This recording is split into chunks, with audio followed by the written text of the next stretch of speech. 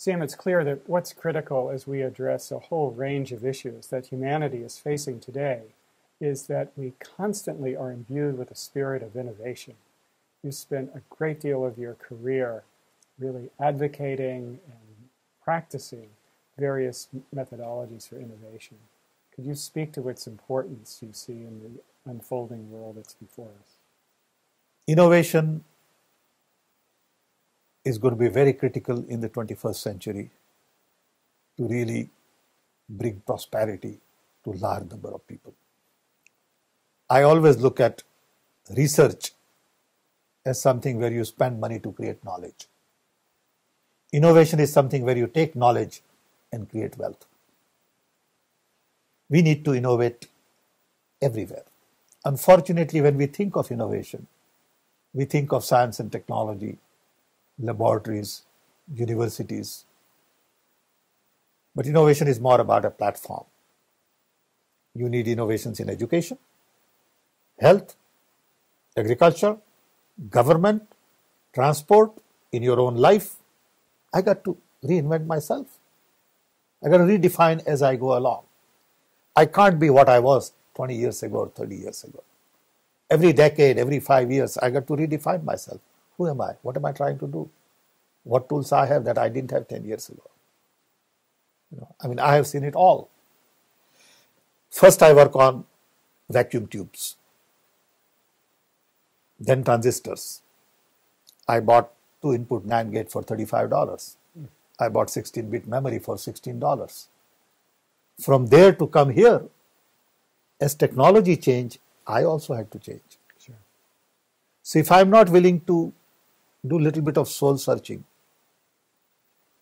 and redefine myself and reinvent myself, I can't keep pace with innovation.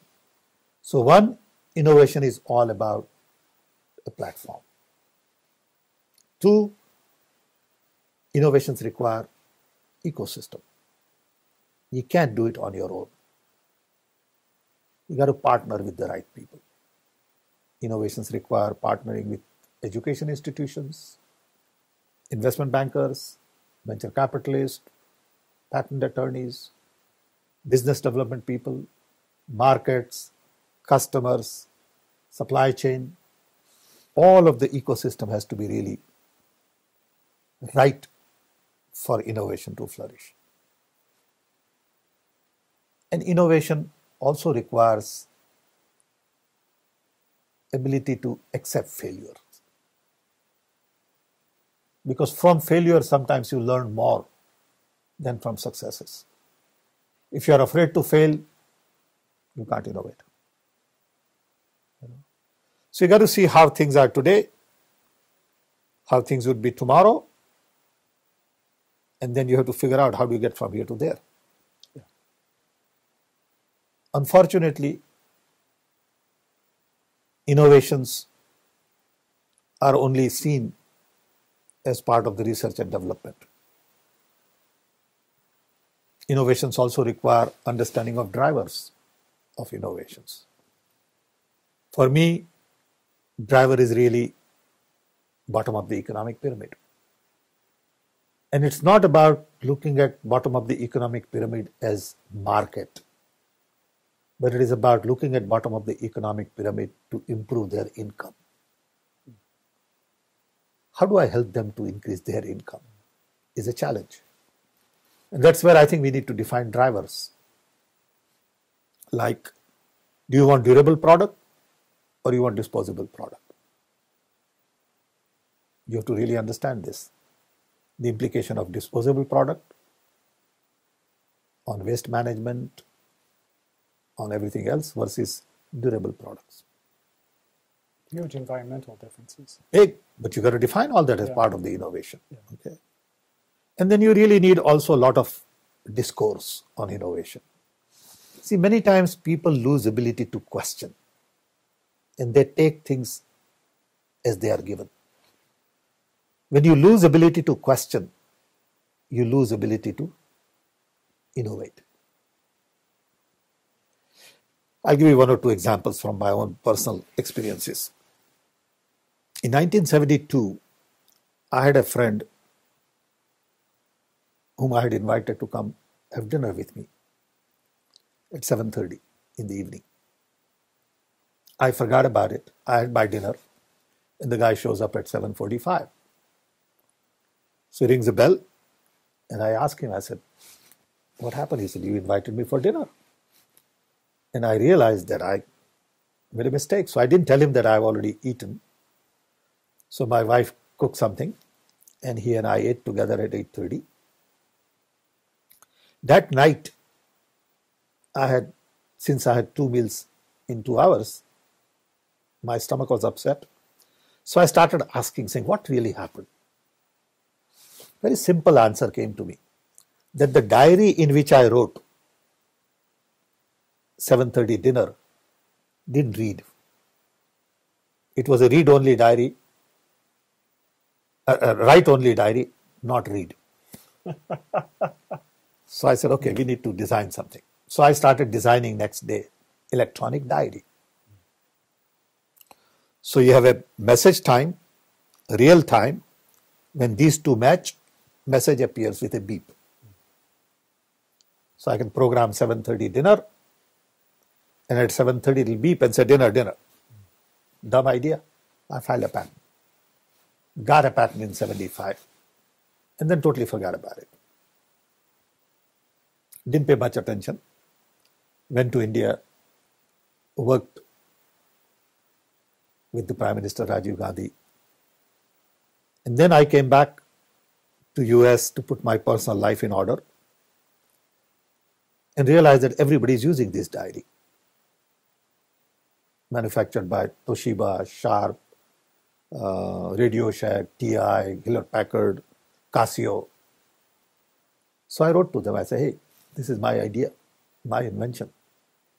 And nobody would take me seriously, saying, where were you? So one day I decided to sue all of them in Cook County Court and settled it. A dumb little idea like that can generate a whole lot of activities. So never underestimate the power of ideas. It may seem very trivial, but someday it could bring huge rewards. But a lot of people just don't carry it through. Ideas are a dime a dozen at times. But what do you do with it? You've also mentioned the factor of risk and how important risk is. And of course, policies influence risk. The bankruptcy laws in different countries vary dramatically. But I just wonder if you could, again, draw on your own experience about your willingness to take risk, your willingness to fail, because with risk, you may not succeed. And how important risk-taking has been in your own experience to really enabling innovation, at least in the long term. I find that most of the first generation immigrants are good at risk-taking because they don't have much to lose. Then the next generation is not that good at taking risk. I say sometimes to children that I was a child of a poor man. You guys are children of a well-to-do. So you won't take the risk I took. Because for us, it was all going up. There's no way you could go down because there's nothing to go down. So you roll the dice. And for them, it could be losing some money. Okay? So risk taking is an attitude. A lot of people are afraid to take risk because they see a potential of losing something that they have. And I find that there are opportunities not only for big changes and big innovations, but also little innovations, incremental innovations. So on one hand, you could have small innovations, which could bring small changes, or you could have massive change and have big innovations. Today crowdsourcing is becoming very popular. So you basically identify a problem, put it on the internet, and people bring you solutions. and then you value them and decide, and then you award one or two people. But what you're doing then is you are allowing large number of people to think about that problem. It's a different possibility now with internet, which you never had before. So you can identify a problem sitting here, and a guy in Africa or Latin America would be able to look at that problem very differently than you and I have looked at. Yes. Yes.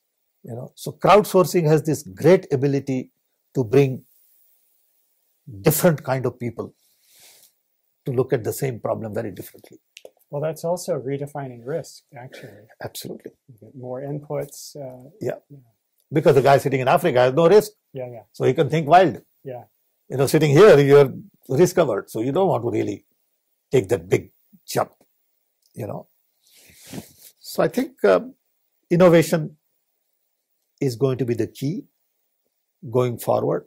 And most of the countries recognize that. Most of the countries recognize that they need innovations in their industries to reduce cost, improve productivity, improve efficiency. They need innovations to be globally competitive, to design new products, new services, get new markets. But that's one aspect. But for countries to be innovative, you got to really focus on ecosystem, empowering people, policies, programs, IP. So most of the innovation teaching in business schools really focuses on corporate innovation. Yes. And not setting up systems in the country to really emphasize innovations in all aspects of life. Yes. Like I said earlier, we need innovations in health systems. What are we doing? It's not about health companies producing equipment. Processes. Innovations in processes is a big, big thing. I tell our colleagues in India that in India, a lot of our processes were left behind by British Raj. Indian administration has perfected those processes, complicated it at times, and now we are computerizing it. What we really need is re-engineering of processes. Every process has to be re-engineered to meet the needs of today. For example, how do you get an admission in school? How do you apply for birth certificate? How do you get a land record? All of that was designed 90 years ago, 80 years ago, 60 years ago. Now we need to redesign it with digital world in front of us. And I think digital tools offer us totally new possibilities to innovate. I can see large number of digital tools even for crafts people, traditional pottery guy. And now I've used new tools for pottery. No one had ever thought of it before. Guy who is doing some handicraft work can now use brand new tools on his laptop and iPads and all that. Limitless possibilities. Too, when I think of innovation, at its most fundamental level, one of the things that we need to innovate on are what is the vision that people have for humanity? Because if it's just trying to innovate goods and services to sell to people defined as consumers, that's one thing. But if we're looking at innovating with unlimited possibilities to enable human development to flourish, then we're really unleashing all kinds of energy and passion. Absolutely.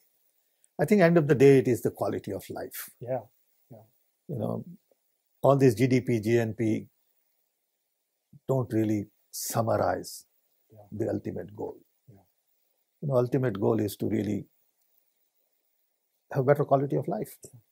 You could be very rich and you have nobody to talk to. What would you do? Yes. So you really need that balance. And human development indicators are not well defined. Financial indicators are pretty well defined. But no one has really defined good human indicators. What is the index of happiness? Mm. What is the index of family unity? What is the index of human interactions, friendship? How do you say that this friendship is good and that friendship is bad? Just because that guy paid money and this guy didn't pay money. Is that the indicator? Yeah. We just don't have good indicators for human development. And I think that's going to be a challenge. I also believe that we need new economics. The economics of the past has outlived its utility. So we need to innovate in defining new economics. I don't know what that is. I'm not qualified. But I know that what we have is not adequate. Yeah. So we need innovations everywhere. And I think the key driver for innovation, according to me today, is really web. Because web changes everything. Web is such a big enabler in terms of democratizing knowledge and looking at everything differently. How did we do it before web and how do we do it after web is the question we have to constantly keep asking. And then you will find solutions. So it could be exciting times. Absolutely. We are indeed living in very exciting and innovative times. And I have great hope that innovations will benefit a large number of people. And we really need to innovate for the bottom of the economic pyramid. We talked about that earlier. Yes. And that innovation will have to focus on affordability, scalability, sustainability. If we can't bring cost of the innovations or through innovation cost of something down substantially, it won't help. We have examples in India where cataract surgery can be done for $2. $2. Quadruple bypass for $2,000 and not $70,000.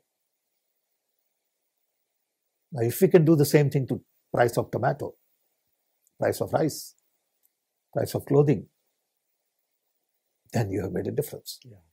You see, that's the challenge. Yeah. Okay. But then the other side is that the tomato that comes to your dining room table and my dining room table travels 1,400 miles. Is that really the right thing to do? I don't know. And that's where the distributed innovation comes in. We got to decide that this part of our life has to be localized. And this part of our life has to be nationalized. This part of our life has to be globalized. Mm. Everything can't be global. Everything can't be local. Everything can't be national. And we have not been able to sort that out. We think it's okay to get tomato from wherever it is 2 cents cheaper, rather than saying tomato should be grown in your backyard. Yeah. But microchip will have to come from somewhere else. Yes. Okay. I think that balance is not very clear to a lot of people. I think that's a very critical dialogue for citizens to have going forward as we look at its implications environmentally and morally in many cases. It's a herd mentality. People just jump at it and go on. Look at the amount of ships that go back and forth in the world, carrying goods and services all over. Fine, that's great trade. What is it carrying? Yeah. Where is it going? I think these questions have not been asked properly. It is all based on, can I make a little more money, so I have more ships? The implication, like you said, on environment, lifestyle, local jobs are all huge implications. And that's where you need to innovate. You need to think differently.